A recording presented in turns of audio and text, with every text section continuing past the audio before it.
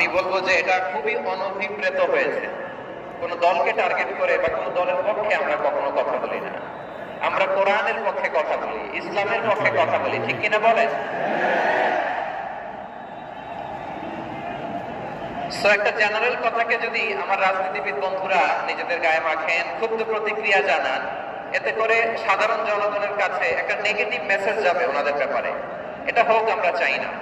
এদেশের যত এই যে আমার ভাইয়েরা, এই যে আমি আমি এই যে কথা বলতেছি সাদা টুপি, ও আচ্ছা আচ্ছা, চলে যাবেন না, একটু জায়গা দিয়ে দেন ওনাকে।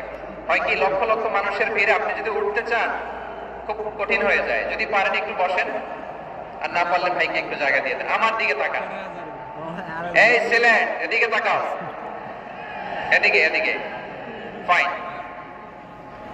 তো আমার প্রিয় রাজনীতিবিদ বন্ধুদের আমি বলবো কথাটা